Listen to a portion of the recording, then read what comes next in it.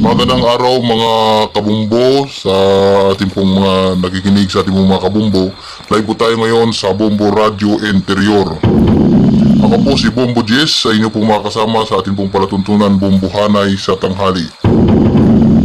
Dito tayo mga kabumbo para po pag-usapan ang patungkol po sa Idawan Water System, kung bakit po nawawala-wala ng tubig, ano nga ba yung problema, ano nga ba yung dahilan, bakit po wala pong tubig ang atin pong mga gripo, lalo na sa mga consumer ng Idawan Water System mga kabumbo. So kanina po ay pinuntahan natin at atin pong nakita ang dam ng Idawan Water System mga kabumbo dito po sa Karamay, ay talaga pong problema dahil sa kunti po ng source nito ng tubig na dumadaloy papunta po sa tangke mga kabumbo. Dahil po sa mababaw yung kanya pong stock ng tangke, mababaw po yung stock nito mga kabumbo, kaya bitin po ito sa mga consumer ng Idawan Water System mga kabumbo.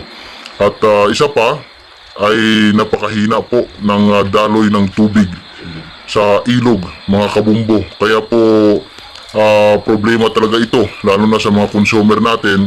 So ano nga ba ang dapat nating gawin?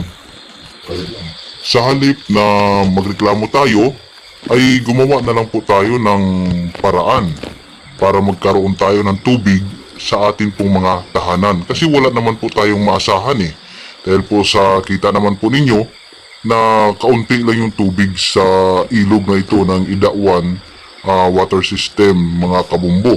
Kaya tayo na lang mismo gumawa ng pamamaraan sa ating mga sarili, sa pamilya natin para magkaroon tayo ng tubig. At least nalaman ninyo na ganito pala yung nangyayari sa ating Idawan Water System. So kung mag-asa tayo, talagang wala tayong maasahan dito mga kabumbo.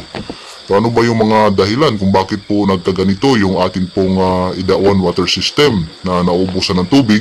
Dahil po sa una, siguro ay sa pangangaingin. Pangalawa ay dahil siguro sa maliit ang tubo. At pangatlo dahil siguro sa hindi nalilinisan. So palitan mo man na ito ng tubo ay mahina pa rin ang tubig kasi kulang po yung supply ng tubig mga kabumbo dito po sa Karamay. So hindi po sapat sa mga consumer, sa ating po mga consumer ng tubig, hindi sapat ang tubig para po sa ating lahat. So tayo na mismo yung gagawa ng paraan mga kabumbo. O kaya gumawa rin ng paraan ng ating pong mga barangay officials patungkol dito sa problema ito ng Idawan Water System.